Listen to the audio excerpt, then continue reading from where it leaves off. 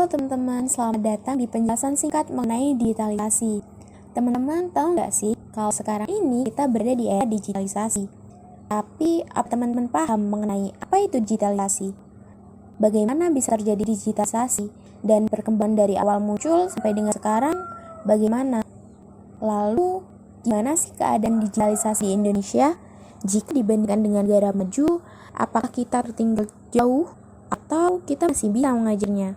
Nah, sebentar lagi hal itu akan dibahas oleh kami, di mana kami merupakan mahasiswa Fakultas Ekonomi dan Bisnis Universitas Jember yang sedang menempuh mata kuliah ekonomi digital. Dalam video kali ini, kami akan membangun tema yaitu transformasi digital industri, perbandingan digitalisasi transformasi Indonesia dan Jepang. Untuk lebih jelasnya, jangan lupa tonton video ini sampai habis dan enjoy!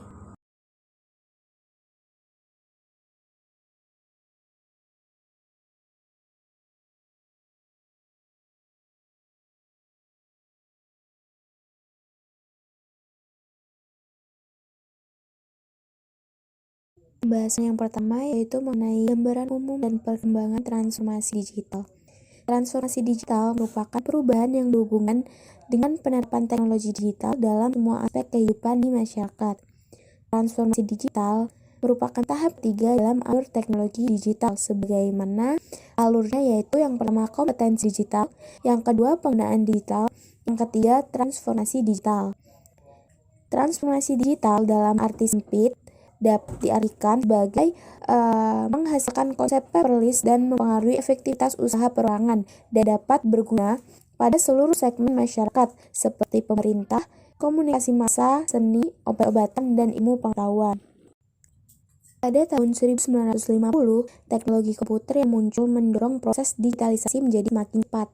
Contoh pesatnya proses digitalisasi ditandai dengan munculnya komputer bermerek Simon pada tahun 1950, Apple II pada tahun 1977, dan PC IBM pada tahun 1981. Selanjutnya, seiring dengan pengembangan teknologi komputer, maka mulai muncul teknologi World Wide Web atau WWW. Jaringan tanpa batas yang disajikan oleh WWW menembus batas ruang lingkup dimensi skala, kecepatan, serta efek digitalisasi di dunia.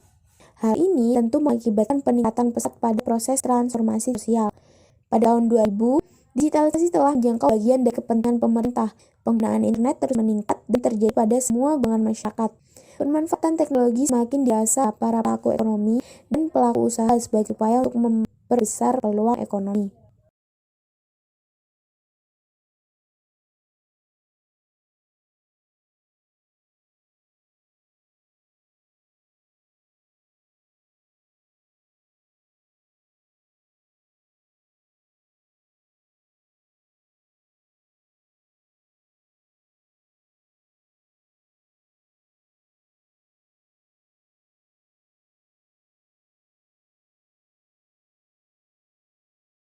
Terdapat 3 pengembangan dalam transformasi digital. Yang pertama digitasi, yang kedua digitalisasi, dan yang ketiga transformasi digital.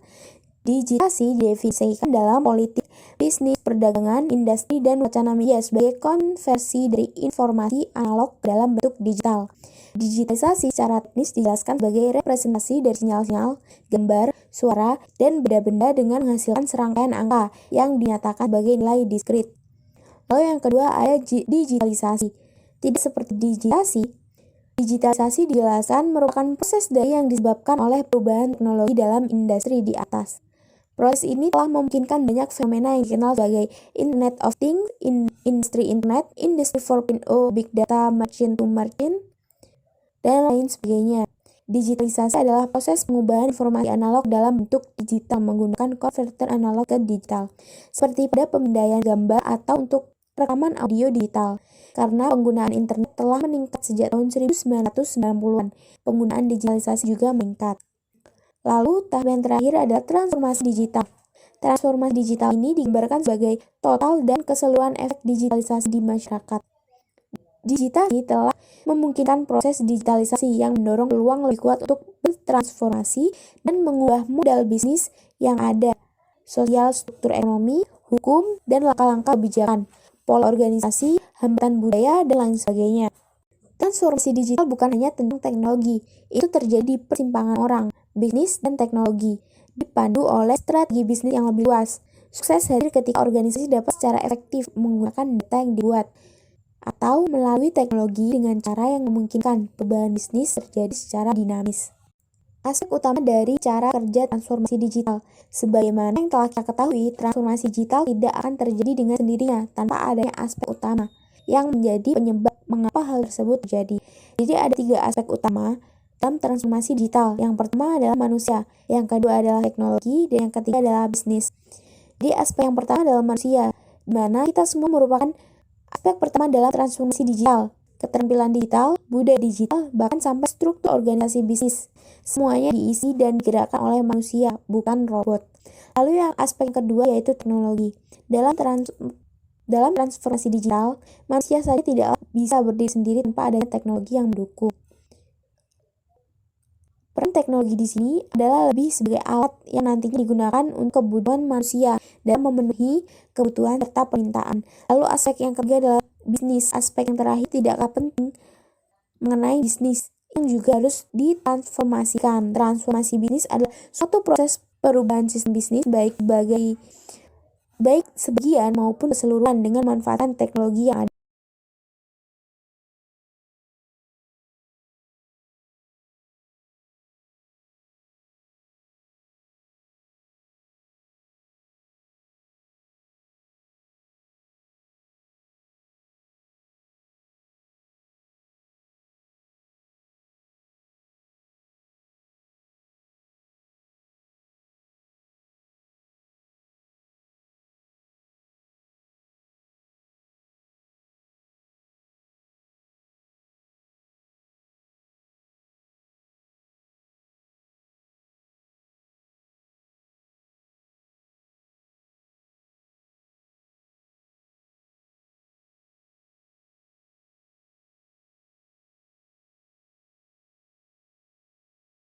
Jepang merupakan salah satu negara maju yang terletak di kawasan Asia, sedangkan Indonesia merupakan salah satu negara berkembang yang terletak di kawasan Asia.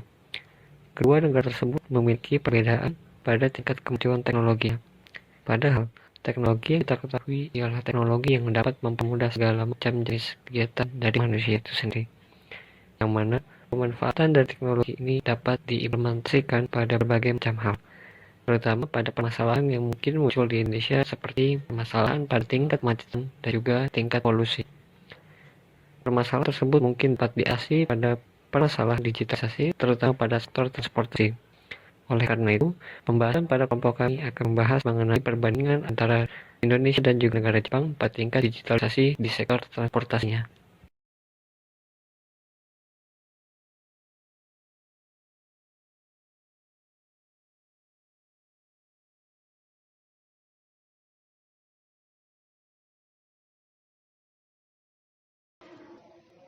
Assalamualaikum warahmatullahi wabarakatuh. Di sini saya Silvia Anggraini akan memaparkan terkait digitalisasi di sektor industri transportasi yang ada di Indonesia. Pada saat ini sektor apapun pasti sudah merambah ke dunia digitalisasi, karena digitalisasi ini memegang peran penting untuk kegiatan ekonomi dari masyarakat. Mengingat adanya digitalisasi ini sangat mempermudah kegiatan ekonomi dari masyarakat itu sendiri. Salah satunya yaitu efisiensi.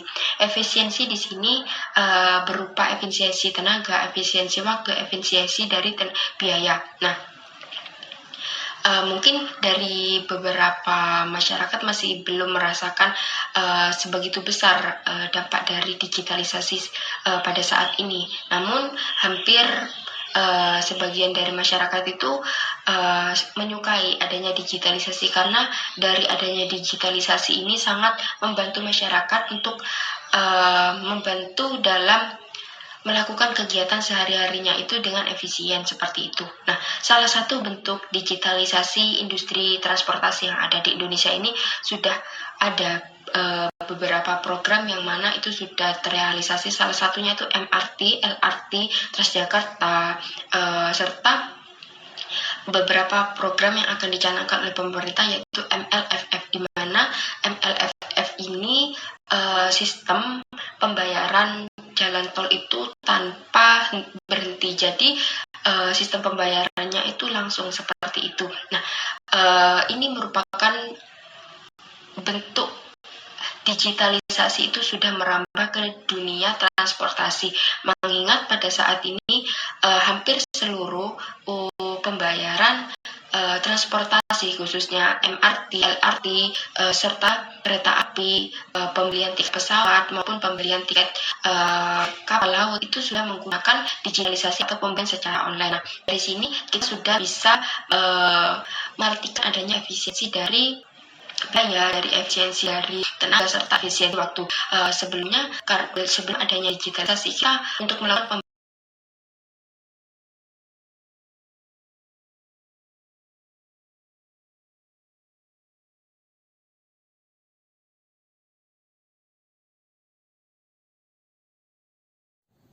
Baik, selanjutnya ialah digitalisasi di Jepang.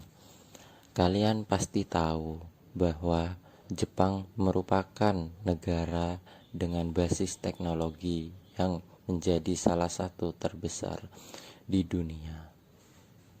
Maka dari itu, kami akan menjelaskan secara singkat terkait penjelasan digitalisasi yang ada di Jepang. Jepang telah menggagas mengenai Society 5.0 atau masyarakat 5.0. Jepang yang menggagas terkait pandangan Society 5.0 dengan tujuan untuk mengamankan teknologi atau keamanan kesejahteraan manusia yang dimana telah terjadi revolusi industri 5.0. Artinya di sini bahwa Jepang menekankan produktivitas manusia jangan sampai diminimalkan karena adanya gempuran teknologi. Jepang menggagas ini bersama kabinetnya saat tahun 2015 untuk memastikan produktivitas atau kinerja manusia tidak tergerus oleh adanya digital atau teknologi yang terbarukan. Oleh karena itu, konsep Society 5.0 ini mengusung bahwa teknologi akan dimanfaatkan dengan manusia untuk meningkatkan produktivitas manusia. Contohnya saja, yang pertama yaitu drone.